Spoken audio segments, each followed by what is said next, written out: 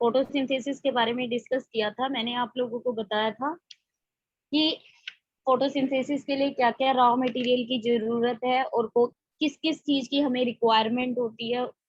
ये हमारी क्या थी, फोटोसिंथेसिस हमने डिस्कस की थी।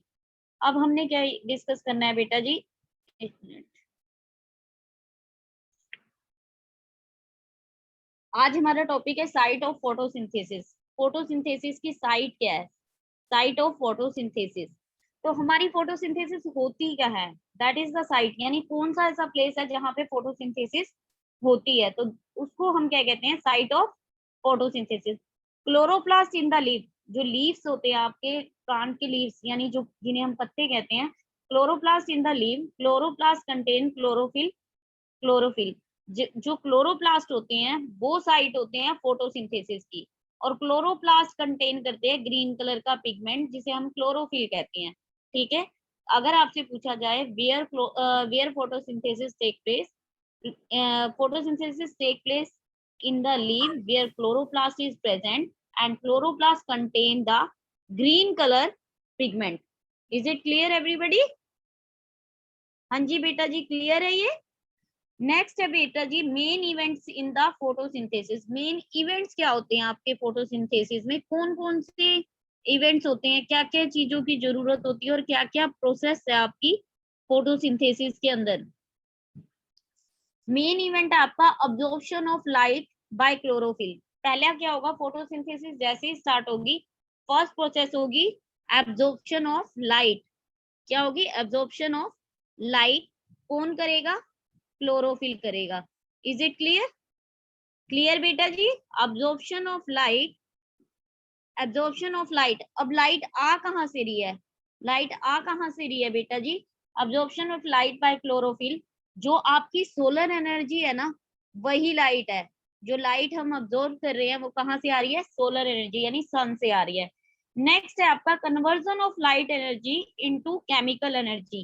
कन्वर्जन किसकी होगी? आपकी लाइट एनर्जी की केमिकल एनर्जी में। लाइट एनर्जी क्या है? Solar energy. और जो आपकी कार्बोहाइड्रेट की फॉर्मेशन हो रही है वो क्या है? केमिकल बॉन्डिंग शो करता है, इसलिए वो कन्वर्ट किस में हो रही है? सोलर एनर्जी कन्वर्ट हो रही है आपकी केमिकल एनर्जी में।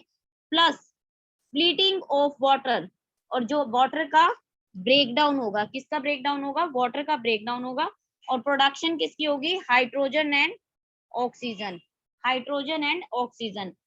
देखिए कौन कौन सी सेकंड इवेंट्स क्या है आपका? Conversion of light energy. Light energy किसमें कन्वर्ट हो रही है? केमिकल एनर्जी में। कैसे? सोलर एनर्जी है वो लाइट एनर्जी है, और केमिकल एनर्जी जो आपका कार्बोहाइड्रेट की फॉर्मेशन हो रही है वो केमिकल बॉन्डिंग में है, इसलिए उसे हम कह रहे हैं केमिकल एनर्जी। प्लस आपका क्या हो रहा है? Splitting of water molecule. Splitting of water molecule मतलब वाटर का ब्रेक डाउन हो रहा है, तो प्रोडक्शन किसकी होगी? वाटर बना किसका हुआ है? हाइड्रोजन प्लस ऑक्सीजन, तो प्रोडक्शन हुई हाइड्रोजन एंड ऑक्सीजन की। क्लियर है? फोटोसिंथेसिस में जो ऑक्सीजन प्रोड्यूस होती है वो ब्रेक डाउन ऑफ वाटर से होती है। कार्बन डाइऑक्साइड से ऑक्सीजन प्रोडक्शन नहीं होती। आपसे क्वेश्चन पूछा जाता है in photosynthesis oxygen is produced, the oxygen is produced from the carbon dioxide or water, तो आपका करेक्ट आंसर होता है वाटर से ऑक्सीजन प्रोड्यूस होती है। Is it clear everybody? Next है आपका reduction of carbon dioxide to carbohydrate, sorry reduction of carbon dioxide from to sorry carbohydrate. जो आपका कार्बन डाइऑक्साइड है वो कन्वर्ट हो जाएगी सनलाइट की प्रेजेंट में कार्बोहाइड्रेट में। Is it clear everybody? हाँ जी बेटा जी, क्लियर है ये आपको? नेक्स्ट है आपका द हाइड्रोजन। नेक्स्ट है hydrogen release by the splitting of water molecule. जो आपकी हाइड्रोजन प्रोड्यूस होती है splitting of the water molecule, जो हमारी हाइड्रोजन प्रोड्यूस हो रही है splitting of water molecule is utilize for, वो यूटिलाइज होती है रिडक्शन ऑफ कार्बन डाइऑक्साइड। वो उसका यूज होता है कार्बन डाइऑक्साइड की रिडक्शन में, और प्रोड्यूस क्या होते हैं? कार्बोहाइड्रेट। और आपके प्रोड्यूस क्या होते हैं? Carbohydrate. The hydrogen release by splitting of water molecule is utilized by so is utilized for the reduction of carbon dioxide to produce carbohydrate. Clear है बेटा जी? क्लियर है ये आपको?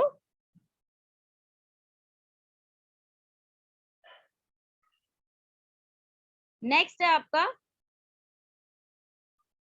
Sunlight activate. नेक्स्ट आता है आपका sunlight activate chlorophyll which lead to splitting of water molecule. जो आपका सनलाइट है वो क्या करता है, एक्टिवेट कर देता है क्लोरोफिल को. जब हमारी एब्जॉर्प्शन ऑफ लाइट होती है, सॉरी, जब आपकी एब्जॉर्प्शन ऑफ लाइट होती है तो क्या होता है, एक्टिवेशन होती है क्लोरोफिल की which lead to splitting of water molecule. और जो करता है, जैसे ही आपके सनलाइट को क्लोरोफिल अब्जॉर्ब करता है तो एक्टिवेट स्टेट में आ जाता है. एक्टिवेट स्टेट में आने के बाद उसका काम क्या होता है, वो स्प्लिटिंग ऑफ वाटर मॉलिक्यूल यानी वाटर मॉलिक्यूल्स को तोड़ना शुरू कर देता है. क्या करता है, sunlight activate the chlorophyll which lead to splitting of water molecule. किसकी ब्रेकडाउन होती है, वाटर मॉलिक्यूल की स्प्लिटिंग होनी शुरू हो जाती है, वाटर मॉलिक्यूल का ब्रेकडाउन होना शुरू हो जाता है. And utilize for reduction of carbon, sorry, next point है आपका द हाइड्रोजन रिलीज जो हाइड्रोजन रिलीज होती है आपकी स्प्लिटिंग ऑफ वाटर मॉलिक्यूल से. ऑक्सीजन तो एनवायरमेंट में रिलीज हो जाती है, जो हाइड्रोजन रिलीज होती है स्प्लिटिंग ऑफ वाटर मॉलिक्यूल से वो यूटिलाइज होती है reduction of carbon dioxide. Reduction होगी कार्बन डाइऑक्साइड की, तो क्या प्रोडक्शन होगी आपकी, reduction of carbon dioxide and production of carbohydrate. और प्रोडक्शन किसकी होगी, कार्बोहाइड्रेट्स की होगी आपकी. किसकी प्रोडक्शन होगी, कार्बोहाइड्रेट्स की. नेक्स्ट है आपका oxygen is the by product of photosynthesis. Oxygen क्या आपका बाय प्रोडक्ट है फोटोसिंथेसिस का, यानी एंड प्रोडक्ट जिसे कहते हैं. लास्ट में क्या प्रोड्यूस होती है, ऑक्सीजन, वाटर मॉलिक्यूल आपकी प्रोडक्शन होती है और carbohydrate. Carbohydrate is the subsequent convert into the starch. Carbohydrate जो है आपका कन्वर्ट हो जाता है स्टार्च के अंदर and stored in the leave, और स्टोर रहता है लीव्स के अंदर एंड अदर स्टोरेज पार्ट. और जो भी प्लांट के स्टोरेज पार्ट है वहां पे जाके आपका कार्बोहाइड्रेट स्टोर हो जाता है.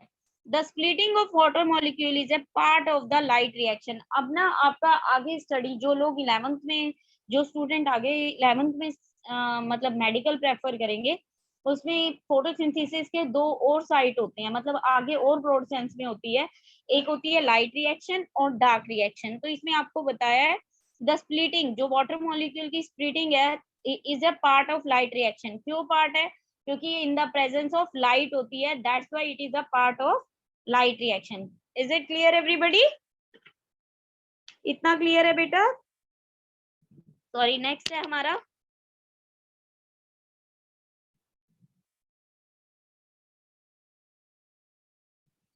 एक minute.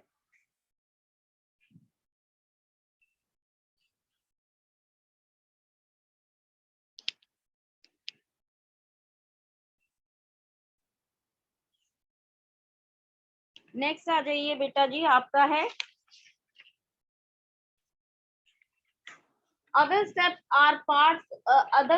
are part of the dark reaction during the photosynthesis. जो आपका ब्रेकडाउन ऑफ वाटर है वो पार्ट है लाइट रिएक्शन का. जो अदर स्टेप है जैसे आपके कार्बोहाइड्रेट की प्रोडक्शन और जो भी प्रोसेसेस अदर होती है फोटोसिंथेसिस में, वो पार्ट होती है आपकी डार्क रिएक्शन की. क्लियर है एवरीबॉडी? अब आ जाइए स्टोमेटा. स्टोमेटा क्या होता है, stomata there are the tiny pores. Stomata क्या होते हैं, एक टाइप के सेल्स होते हैं जो स्टोमेटा सेल्स से बने होते हैं. स्टोमेटा फॉर्मेशन करते हैं एक गेट लाइक चैनल्स की. किसकी, गेट की फॉर्मेशन करते हैं. जैसे अब आपके घरों की, जो आपके होम्स होते हैं उनके आगे एक बड़ा सा गेट लगा होता है. जब आपके घर में किसी को एंट्री करनी होती है तो वो गेट ओपन कर देते हैं और उसके बाद हम सडन क्या है, गेट क्लोज कर देते हैं. तो स्टोमेटा भी ना एक गेट की फॉर्मेशन करता है. These are tiny pores. Pores मतलब होल्स होते हैं, यानी जैसे कहीं से किसी चीज की एंट्री का पाथवे बना होता है और एग्जिट का पाथवे बना होता है प्लांट के अंदर या सेल्स के अंदर, उसे हम पोर्स कहते हैं. There are tiny pores present in the epidermis of leaf. Leaf की जो अपर कवरिंग होती है ना, उसके ऊपर बना होता है. There are a teeny pores present in the epidermis of leaf. Epidermis of leaf यानी स्किन की जो आउटर कवरिंग होती है उसे हम क्या कहते हैं, एपिडर्मिस ऑफ लीफ। ये स्किन की आउटर कवरिंग पे होती है।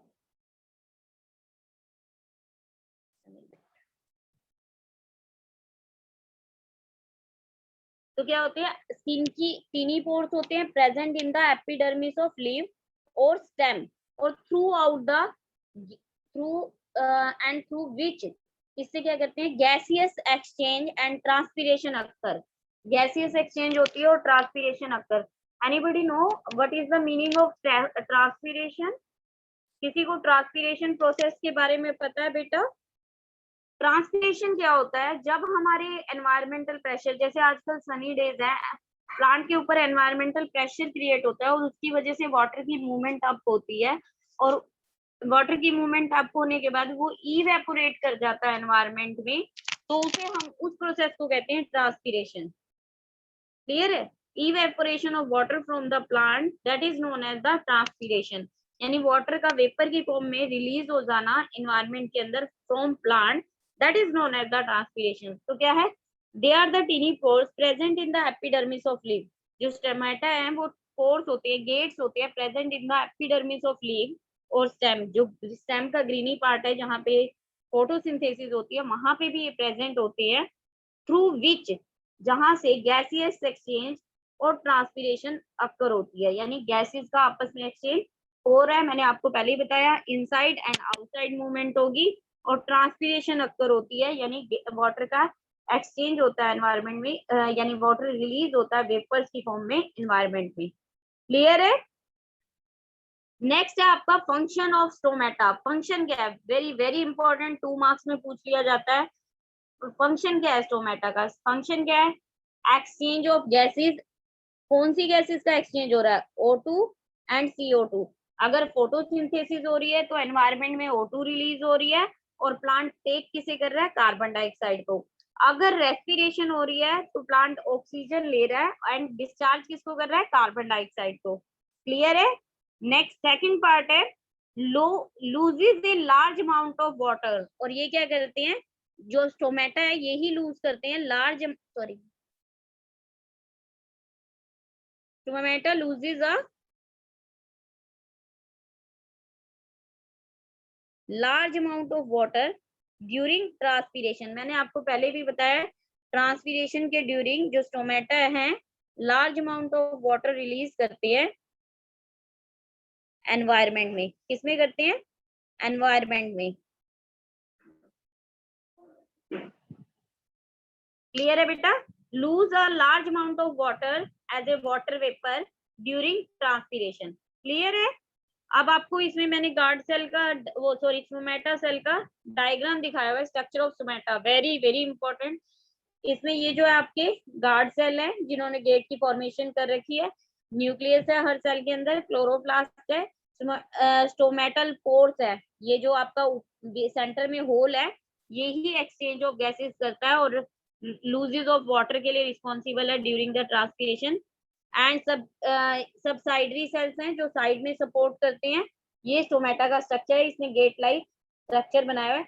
जब गेट ओपन होते हैं तो एक्सचेंज ऑफ गैसेस स्टार्ट हो जाता है, जब गेट बंद होते हैं तो किसी चीज का एक्सचेंज नहीं होता। क्लियर है एवरीबॉडी? नेक्स्ट है opening and closing of stomata pores. ये भी बहुत इंपॉर्टेंट क्वेश्चन है। Opening and closing of stomata pore क्या है?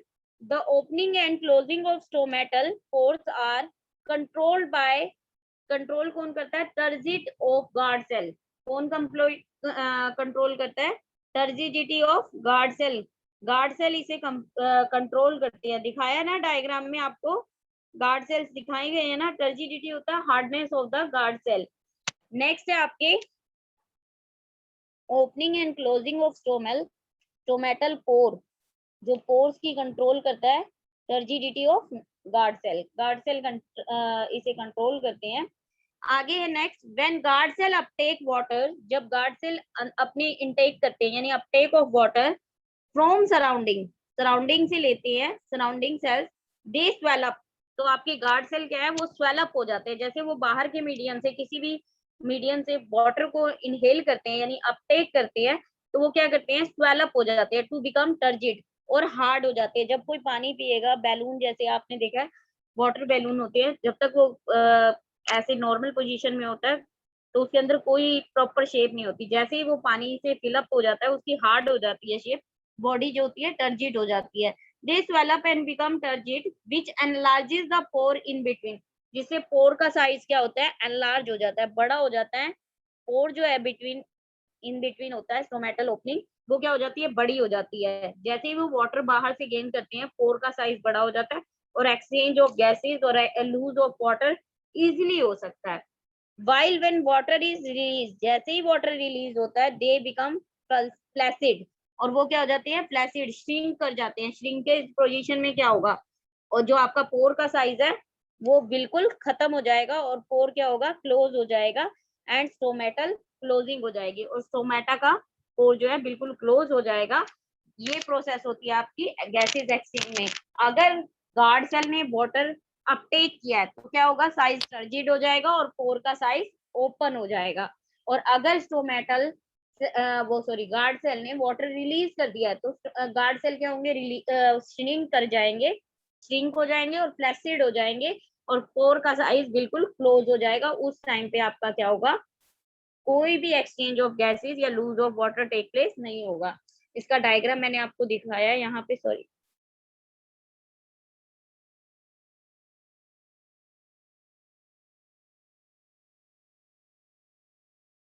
ये रहा आपका डायग्राम है, ठीक है बेटा जी। ये डायग्राम आपको अच्छे से करना है जब क्लोज कंडीशन दिखाई है और ओपन कंडीशन दिखाई है। क्लियर है? नेक्स्ट है आपका सिग्निफिकेंस ऑफ फोटोसिंथेसिस। सिग्निफिकेंस क्या आपकी फोटोसिंथेसिस की,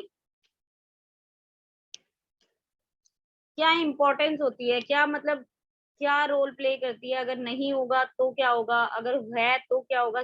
फोटोसिंथेसिस क्या है, फोटोसिंथेसिस की सिग्निफिकेंस क्या है बेटा जी,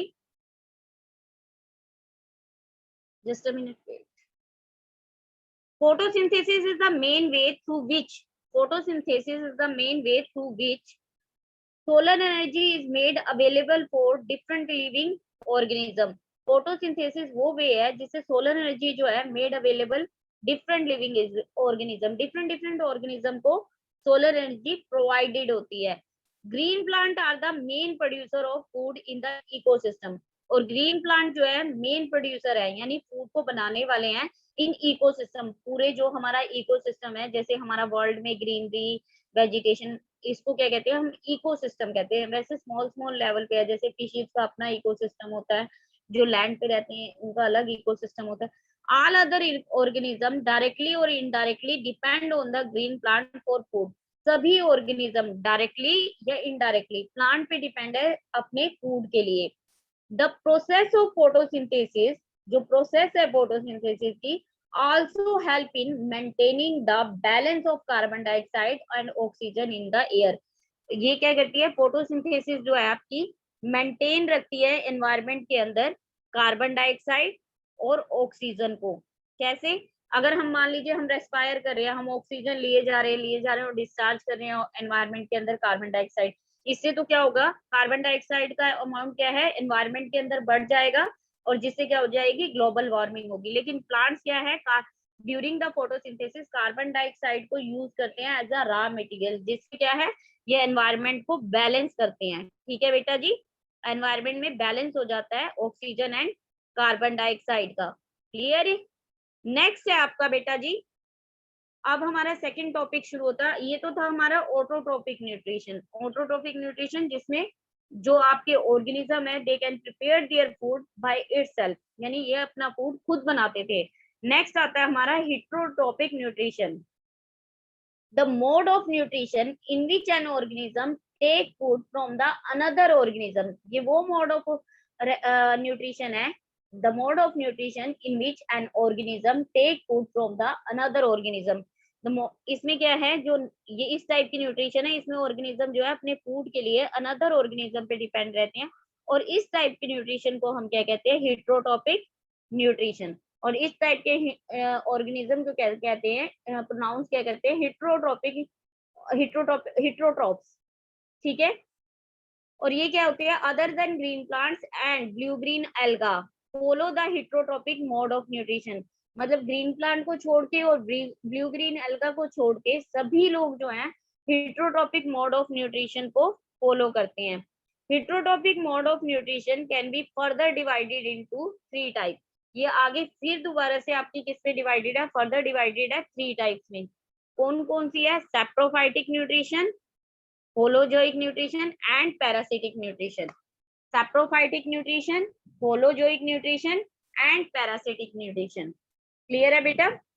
पहले हम करेंगे saprophytic nutrition. Saprophytic nutrition क्या है, the organism secrete the digestive juice. इसमें क्या है, organism जो है digestive juice secrete करते हैं, यानी juice बना रहे हैं जो digestive है। यानी digestive juice कैसे होंगे, जिनके अंदर डाइजेस्टिव एंजाइम्स प्रेजेंट होंगे। डाइजेस्टिव जूस कौन से होंगे, जिनके अंदर डाइजेस्टिव एंजाइम एग्जिस्ट करते हैं। The saprophytic nutrition, the organism secret digestive juice on the food. जो आपका फूड होता है उसके ऊपर डाइजेस्टिव जूस सीक्रेट करते हैं।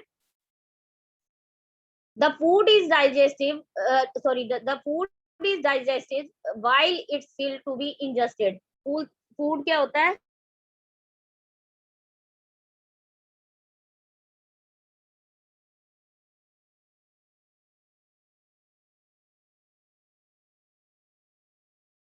जैसे ही अंदर जाता है, इंजेस्ट किया जाता है, ये क्या होता है, digest. Food is digested while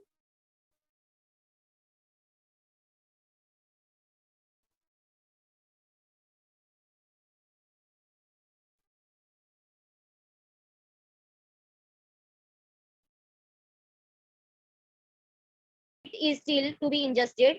The digestive food is ingested by the के ऊपर digestive enzyme live out organism are decomposer पे सर्वाइव करते हैं। यानी जो आपके फूड वेस्ट होता है इसको डीकम्पोज करते हैं ऑर्गेनिज्म, वो all are saprophytic. Some insect like house fly also follow the mode of nutrition. जो आपके घर की हाउस फ्लाई होती है, जिसे हम मक्खी कहते हैं, ये भी इसी मोड ऑफ न्यूट्रिशन को फॉलो करती है। एक बार दोबारा से समझा रही हूँ, मैं रिपीट कर रही हूँ। सैप्रोफाइटिक मोड ऑफ न्यूट्रिशन क्या होता है, इसके अंदर जो भी ऑर्गेनिज्म है ना, उनका पहले तो सैप्रोफाइटिक जो ऑर्गेनिज्म है वो सरवाइव किस पे करते हैं, जो ये गला सड़ा वेस्ट होता है, जो हमारा घर का वेस्ट होता है, जो हमारे क्या होते हैं ऑर्गेनिक वेस्ट होते हैं, वो इनका फूड होते हैं। तो ये ऑर्गेनिज्म क्या करते हैं, वहां जा करके अपने पहले माउथ से जूस डिस्चार्ज करते हैं उस फूड के ऊपर। जूस मतलब उसके अंदर क्या होते हैं, एंजाइम्स होती है जो उस फूड को ब्रेक डाउन कर देती है। मतलब मोस्ट कॉम्प्लेक्स फूड को सिंपल फूड में कन्वर्ट कर देती हैं। फिर उसको ऑर्गेनिज्म इंजेस्ट कर लेता है, यानी खा लेता है, और वो ऑलरेडी डाइजेस्टेड होता है और उसे अपना फूड मिल जाता है। और इस टाइप के कौन करता है ये, some insect like house fly also follow the mode of nutrition. Mostly क्या होते हैं, ये माइक्रो ऑर्गेनिज्म होते हैं जो डीकम्पोजर का काम करते हैं, बट हाउस फ्लाई भी इसी में इन्वॉल्व है। क्लियर है बेटा? नेक्स्ट है आपका holozoic mode of nutrition. Holozoic mode of nutrition क्या होता है, इसके अंदर क्या होता है बेटा, holozoic mode of nutrition, the digestion happen inside. इसमें क्या होता है, डाइजेशन इनसाइड होती है body of the organism, that is after food is ingested. जैसे ही हम फूड खाते हैं, अंदर जो हमारी बॉडी के अंदर एंजाइम्स एग्जिस्ट करते हैं, लिविंग एंजाइम, वो उसके ऊपर रिएक्ट करते हैं और उन्हें कन्वर्ट करते हैं मोस्ट सिंपल फॉर्म में, जिसे हमारी बॉडी अब्सॉर्ब कर सके। Most of the animal follow this mode of nutrition, यानी ह्यूमन बीइंग भी होलोजोइक मोड ऑफ न्यूट्रिशन को फॉलो करते हैं। तो होलोजोइक मोड ऑफ न्यूट्रिशन क्या है, in which digestion happen inside the body of the organism after the ingested. जैसे ही हम फूड को इंजेस्ट करते हैं, उसके बाद एंजाइमेटिक एक्शन होता है बॉडी के अंदर और फूड इनसाइड डाइजेस्ट होता है। Most of the animal follow करते हैं दिस मोड ऑफ न्यूट्रिशन। उसके अंदर ह्यूमन बीइंग, काऊ, बफेलो, बर्ड्स एक्सेट्रा सब इन्वॉल्व है। क्लियर है बेटा जी? आज के लिए आपको इतना ही करना है। नेक्स्ट मैं बता देती हूँ वैसे आपको पैरासिटिक मोड ऑफ न्यूट्रिशन, इसके बाद हम थ्योरी के सेक्शन लेंगे। पैरासिटिक मोड ऑफ न्यूट्रिशन क्या होता है, the organism which live inside or outside the another organism. ये वो ऑर्गेनिज्म होते हैं जो लिव करते हैं आउटसाइड और इनसाइड द अदर ऑर्गेनिज्म। जैसे हमारे आपने सुना है छोटे बच्चों के पेट में कीड़े हो जाते हैं, ठीक है, तो वो इनसाइड पैरासाइट है। और कई बच्चों के सिर में लाइसिस हो जाती है, जुएं जिसे कहते हैं, वो क्या है, आउटसाइड पैरासाइट है। यानी ये ऑर्गेनिज्म जो है अपना फूड अनदर ऑर्गेनिज्म की बॉडी से लेते हैं, यानी अनदर ऑर्गेनिज्म की बॉडी पे सरवाइव करते हैं। तो इस टाइप के ऑर्गेनिज्म को क्या कहते हैं, पैरासिटिक पैरासाइट कहते हैं। और इस मोड ऑफ न्यूट्रिशन को कहते हैं parasitic mode of nutrition. The organism which live inside or outside of the another organism, ये वो ऑर्गेनिज्म है जो अंदर और आउटसाइड रहते हैं अदर ऑर्गेनिज्म की बॉडी पे, and drive nutrition from their body, जो होस्ट की बॉडी है, जिसकी बॉडी पे ये रहेंगे उसे होस्ट बॉडी कहते हैं। और जो ये ऑर्गेनिज्म है इन्हें पैरासाइट कहते हैं। ये अपना फूड होस्ट की बॉडी से गेन करते हैं। And this type of mode of nutrition, इस टाइप की मोड ऑफ न्यूट्रिशन को पैरासिटिक न्यूट्रिशन कहते हैं। एग्जाम्पल है कसकटा, टिक्स, लाइसिस, माइट्स, बहुत सारे ऐसे एग्जाम्पल हैं। क्लियर है बेटा? हाँ जी, अब किसी को कोई डाउट हो तो आप क्वेश्चनिंग कर सकते हैं। हेलो।